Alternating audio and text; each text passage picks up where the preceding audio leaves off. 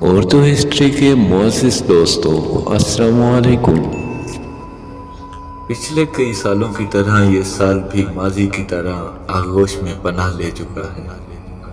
سالوں بیت گئے، کیا ان سالوں کی تلخیاں ذہن کے دریچوں سے محو ہو سکتی ہیں؟ کیا ان دکھوں کا مداوع ہو سکتا ہے جو آ کے ٹھہر گئے ہیں؟ کیا ان کے درد کا درمان کوئی ہو سکتا ہے؟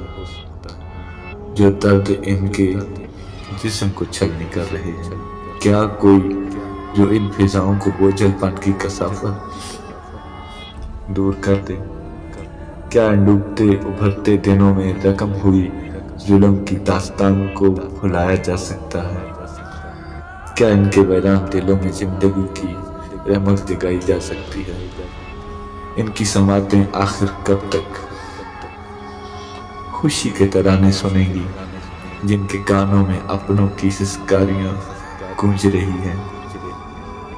ان کی آنکھیں آخر کب مومن پسند آزادی کے مناظر دیکھیں گی جن آنکھوں میں اپنوں کی جدائی کا وقت ٹھہر گیا ہے؟ ان دلوں میں خوشی کے سوتے آخر کب تک پھوٹیں گے جن دلوں کو دور دور تک سناٹے جاگزیر ہوں گے؟ آخر کب تک غلامی کی زنجیریں ان کا جگر چھننی کرتی رہیں گی؟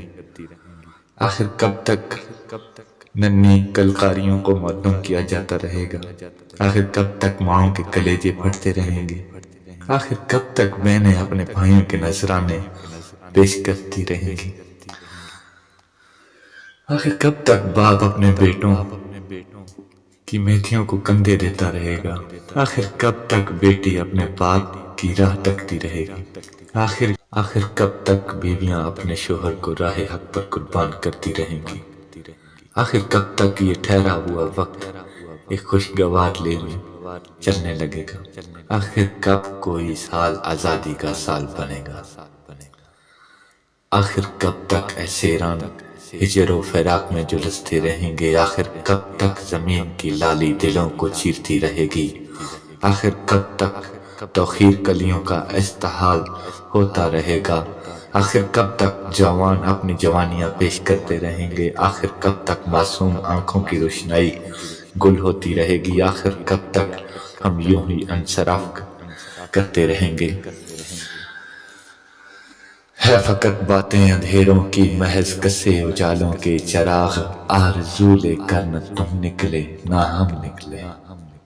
ہمیں سوچنا ہوگا اور ضرور سوچنا ہوگا اور عزم کرنا ہوگا، اور عزم یہ کہ اس سال کو خوشیوں کا سال بنانا ہے اور اپنی مصروفیات سے وقت نکال کر اپنا کردار ادا کرنا ہے۔ غلامی کے زنجیروں کو اپنے قدموں سے اتار پھینکنا ہے۔ یوں تو لپٹی ہیں پاؤں سے آزادی کی زنجیریں، آزادی کا دن آ جاتا ہے لیکن آزادی نہیں آتی۔ جن باتوں کو بے مول کیا جا رہا ہے، جن کلیوں کو بیکار سمجھ کر مسلا جا رہا ہے، ہمیں یہ احساس اجاگر کرنا ہے۔ اس جان کی رب کے ہاں کتنی وقعت ہے جس کے لیے رسول اکرم صلی اللہ علیہ وسلم نے ارشاد فرمایا، اے کعبہ تو کتنا خوبصورت ہے، تیری فضا کتنی پیاری ہے، تیری عظمت کتنی بلند ہے، مگر ایک مومن کی حرمت تجھ سے بھی زیادہ ہے۔ ہمیں چاہیے کہ اپنے دینی بھائیوں کا احساس کریں، آزادی کے بجتے ہوئے دیووں کو پھر سے روشن کریں۔ ہمیں اپنے مٹتے ہوئے تشکر کو پھر سے بحال کرنا ہوگا، اپنے نیم مردہ وجود میں پھر سے توانائی بھرنا ہوگی۔ ہماری بقا صرف اس میں ہے کہ اپنی زندگی کو